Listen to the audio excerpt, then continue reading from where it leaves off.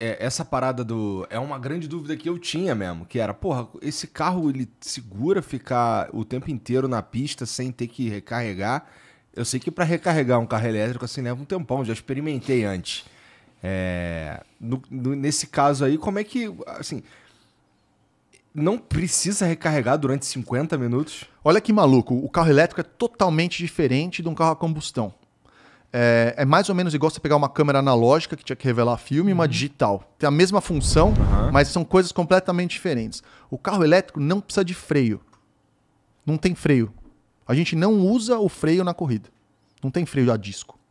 100% da frenagem do carro, inclusive o de rua, acontece no motor elétrico. O motor elétrico, a hora que você encosta no freio, ele vira um gerador de eletricidade.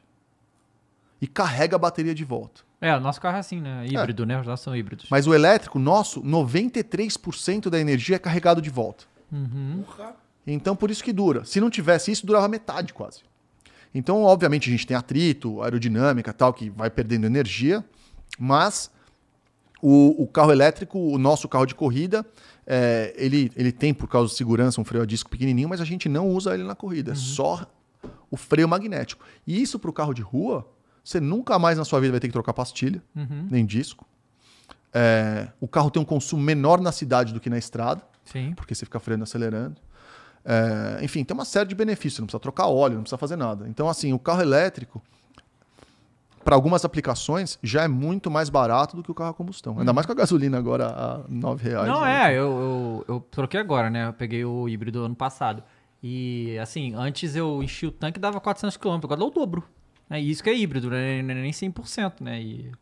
Bom demais, né? É bom demais, é bom demais. Faz 17... lá no meu coisa tá fazendo 17,6 km por litro na cidade, sabe? É muito Eu absurdo. conversei com um Uber que eu peguei outro dia.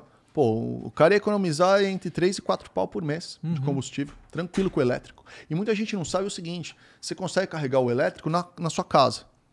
180 km por dia, que era o que esse Uber andava... Você consegue recarregar ele numa tomada 220.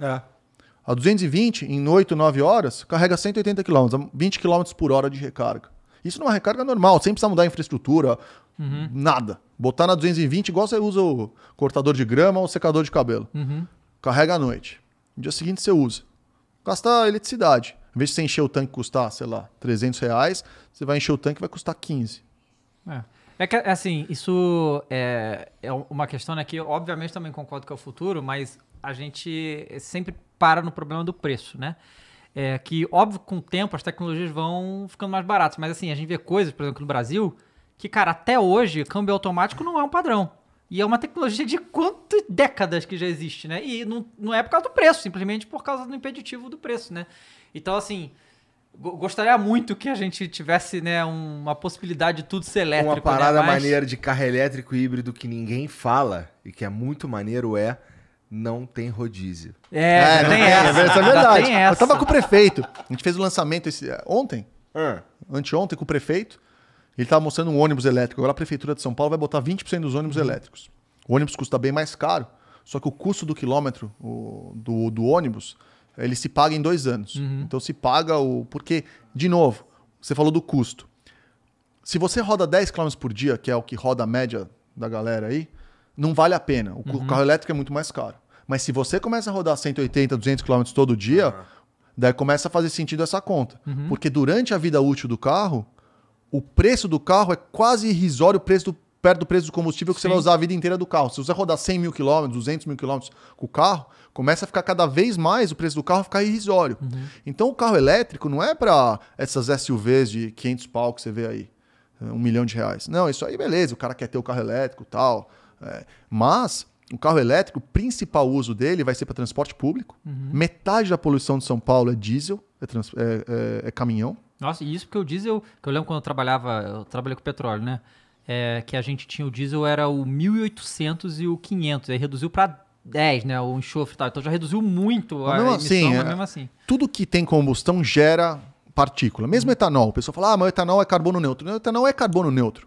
O etanol não tem problema, para o aquecimento global, etanol, legal, e o Brasil é o único país que consegue fazer eficiente.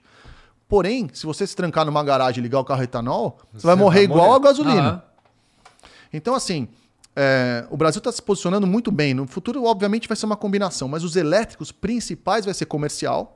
Onde a gente teria que ter subsídio? Comercial, Uber, táxi, esses caras que emitem muita poluição e que rodam muito. O subsídio não é para o cara que vai comprar o carro por causa do IPVA ou rodízio. Isso aí não vai mudar nada se o cara for elétrico ou não, por enquanto. Vai mudar se o ônibus da prefeitura for elétrico, vai mudar se o Uber for elétrico. E é para isso. Eu conversei com o prefeito sobre isso. Ele falou, não sei o que, vamos conversar mais, mas isso aí é o foco dessa mudança de mobilidade. E, obviamente, da micromobilidade, bike elétrica, moto. Caminhão elétrico. Inclusive aí, o governo, vamos olhar com carinho essa parada aí de moto elétrico, caralho, porque aqui hoje, se me pararem com a minha motinha elétrica aí, eu já era, não tem nem como pegar, porque não tem como registrar ela, pô, ninguém bota placa nessa porra. Então, essa moto que você tá falando, eu imagino que é uma moto que entra ela é entre bike elétrica e moto elétrica, ela fica no limbo ali. É um trocinho pra eu ir trabalhar. O CONTRAN tem uma brecha, a lei não tá bem regulada para elétrico, a lei foi refeita para combustão. É 50cc, 75cc, mas o elétrico não é mais isso. Então, tem todo aí a gente precisa mudar bastante esse código de trânsito, ver o que velocidade que precisa ir para patinete, para bike, para outras coisas. O documento, a minha motoquinha é um patinete. É mesmo, aquela moto que... Eu sei que moto que é. A gente anda no paddock com ela para cima e para baixo. Então, a gente tem que modernizar muito. E o Brasil, obviamente, está atrás da Europa, Estados Unidos, tá ao ponto de recarga, estrada, se quiser ir para o Rio de Janeiro e voltar com carro elétrico, pô... Pode até ir e voltar, mas de repente você vai chegar lá e tem 2 lugares para carregar, você vai chegar, tem 2 carros carregando. Você vai ter que esperar 30 minutos, 40 minutos para começar a sua carga. Você não quer fazer isso. Então, assim, o Brasil ainda tem E o Brasil tem a vantagem do etanol. Então, vai ser eu acho que é uma combinação de diversas tecnologias que vão bombar aí no Brasil.